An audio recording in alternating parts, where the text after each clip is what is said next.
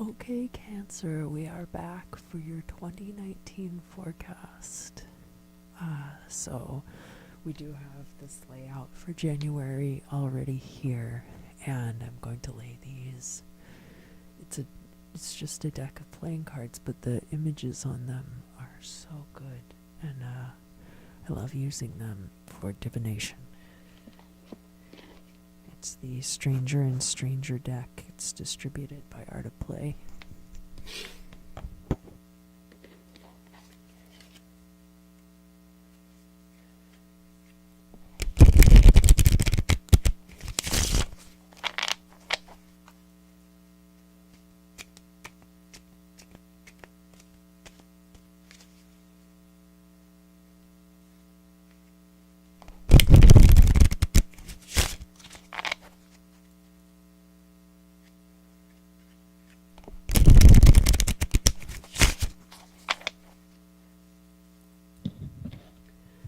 So this is for Cancer, Sun, Moon, Rising for 2019. And we're going to start out over here in the past, where everything begins in the first house, the house of self. It's governed by Aries, which is a fire sign, and the planet Mars. You've got the Two of Spades, and this is a mime, a Pierrot type character, possibly, but also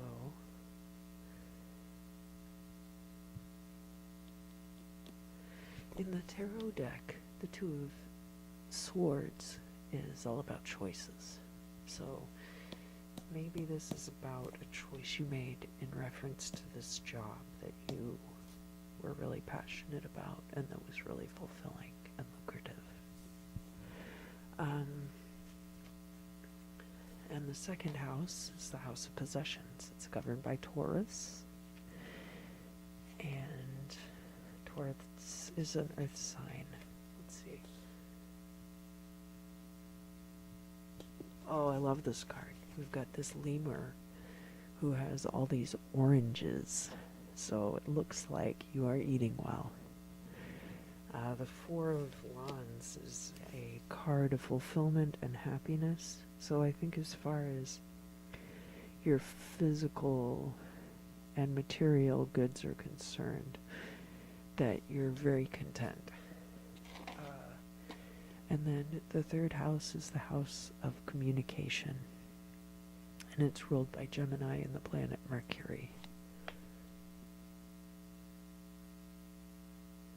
And we've got this card with a rendering of Klimt's The Kiss.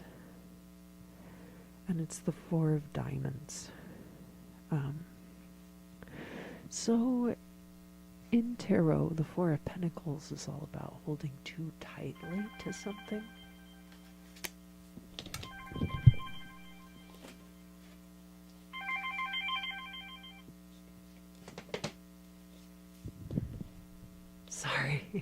Sorry about that. That was an alarm that I set for myself.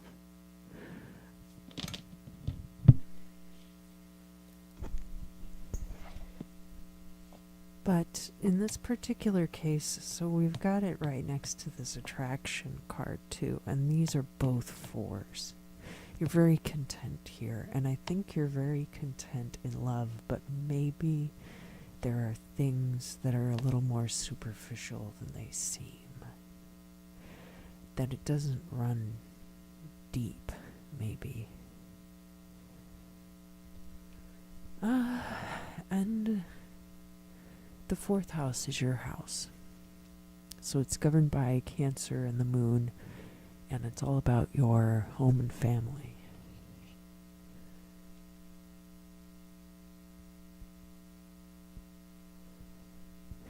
And this is the Five of Diamonds, and we've got this woman who's riding on a griffin. So I think that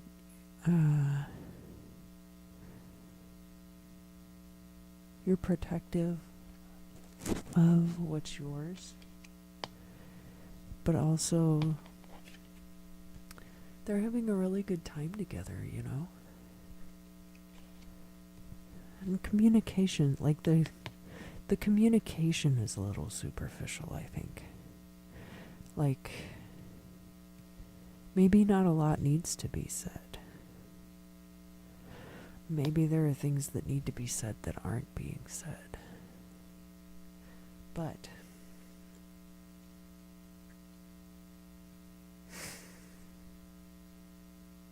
there's still a good partnership.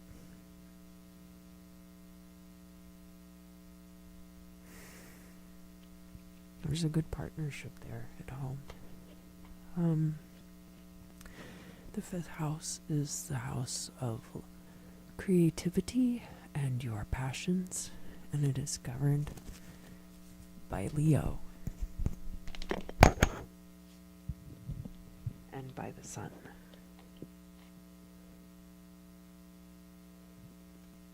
There's a big change going down. The Ace of Spades is all about transformation and death. But it looks like you're changing everything about your process and how you're doing things creatively, which is usually good, especially it can uncover some of the superficialities that are going on. And then the next house is ruled by Virgo. It's the sixth house, and it's all about your daily life and your health.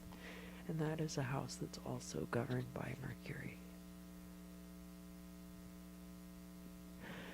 So the Seven of Hearts can be about a bunch of decisions that you can make. We do have this character in kind of little clown costume, so that's a little bit like this card over here. And kind of like this as well.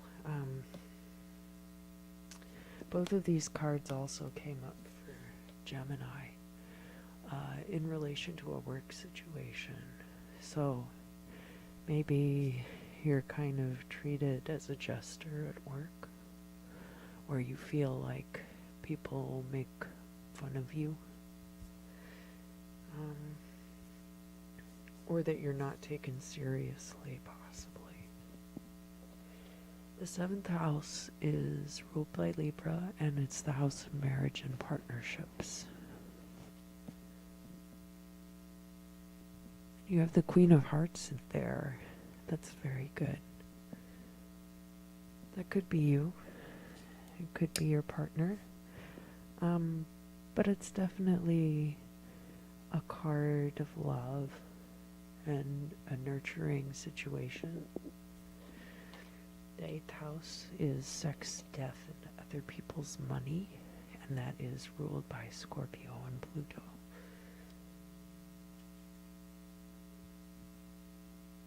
And it looks like you've got this little boy, and he's giving his sweetie a big basket of candy. So I'm sure there's a lot of that in your loving relationship. And abundance, you know, this is definitely abundance within a relationship. And the ninth house is about travel, it's about higher education, and it is governed by Jupiter and Sagittarius.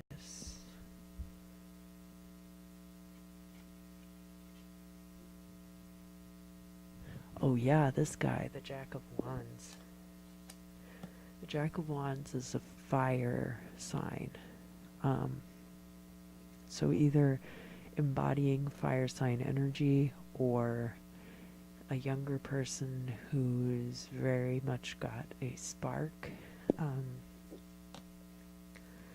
And could be someone who is urging you to travel, or maybe the Jack of Wands is you and you have a bit of wanderlust, possibly, hunger for knowledge, maybe. Uh,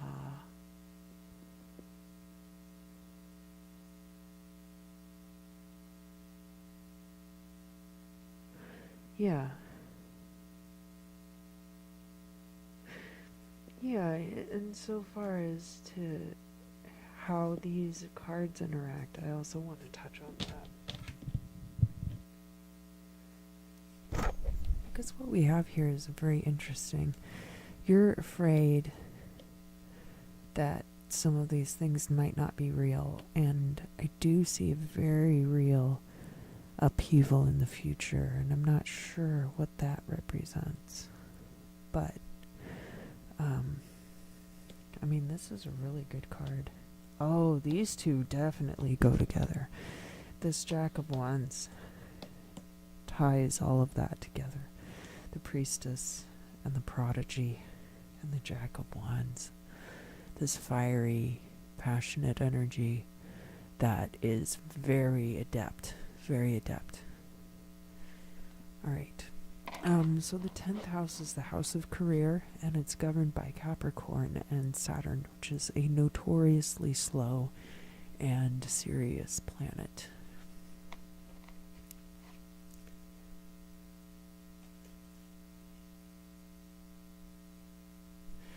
We have the King of Hearts. It's, this king... No, the King of Clubs. Sorry. I just was taken aback because he's captured a little person, a leprechaun, and you can kind of see the rainbow here at the bottom of the card. So, Jack of Wands to King of Wands shows an evolution in mastery, going from this wanderlust energy to a career in wanderlust and capturing leprechauns for their pots of gold.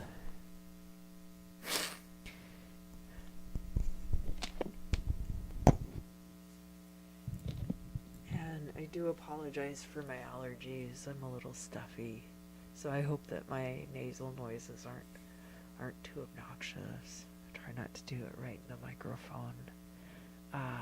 The 11th house is the house of hopes and wishes. It's governed by Aquarius and Uranus. And Aquarius is an air sign, but with a lot of water energy.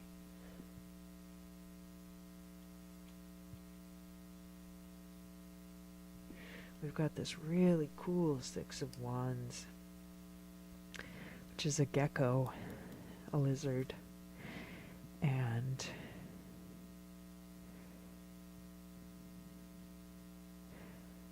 I was pretty obsessed with lizards growing up. My grandparents had a farm where you could capture anole lizards, which change from green to brown and can puff out their little neck flap. And we would catch those pretty regularly. And we did have lizards for a short time, and geckos in particular I found fascinating. And what I love so much about lizards is that they don't love you back. They're not something that a lizard this size barely knows that you exist. But they're so much fun to play with, and I would always try to be respectful of them and not squish them, just pet them a little bit and let them go. I couldn't feed them properly, so it's better to just let them go and let them, find their own food, because they don't need to be domesticated. They're very independent creatures, and it very much goes along with this wanderlust energy. So I can't give you really like a book definition on that card, but it's more like this energy, and it definitely goes along with a lot of this other stuff that's going on here.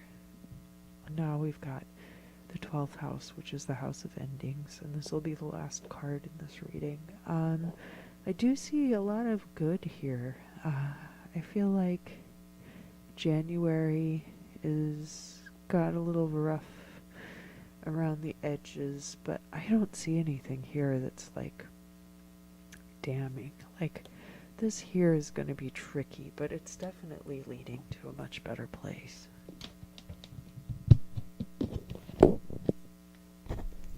So finally, the house of endings. It's Pisces. It's a mutable water sign, which means anything is possible. That's what we love about the future.